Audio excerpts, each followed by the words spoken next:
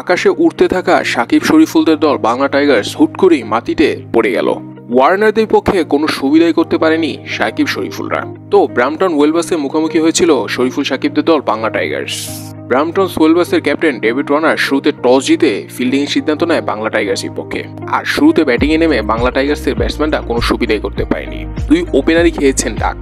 এরপর দায়িত্ব নেওয়ার কথা ছিল মিডল অর্ডার ব্যাটসম্যানদের, কিন্তু মিডল অর্ডার ব্যাটসম্যানরাও কোনো সুবিধাই করতে পারেনি। বিশেষ করে ক্যাপ্টেন সাকিব আল হাসানের দায়িত্ব ছিল সবচেয়ে বড়, কিন্তু তিনি দায়িত্বটা পূরণই করতে পারেননি। নাম্বার 4-এ ব্যাটিং করতে এসেছেন, 6 বলে 4 রান করে প্যাভিলিয়নে ফেরত চলে গিয়েছেন।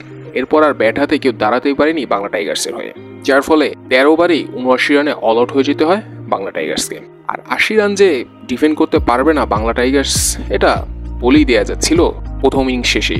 এদিন বল হাতে শরীফুল ইসলামও ছিলেন সাদামাটা। যেই শরীফুল ইসলামকে বিগত ম্যাচগুলোতে নতুন বলে ভয়ঙ্কর রূপ ধারণ করতে দেখেছিল বিশ্ব, সেই শরীফুল ইসলাম এই ম্যাচে ছিলেন একদমই সাদামাটা। 3 ওভার বল করে 25 রান খরচায় ছিলেন উইকেট শূন্য। আর ক্যাপ্টেন সাকিব আল হাসান তো বোলিংই করতে আসেনি। তো শেষমেশ ব্রাম্পটন ওয়েলবাসের ক্যাপ্টেন ডেভিড ওয়ার্নারের এক প্রান্তে দায়িত্বশীল ব্যাটিংয়ের কারণে 11 ওভারে মাত্র 2 উইকেট হারিয়ে 80 রানের টার্গেট চেজ করে নেয়।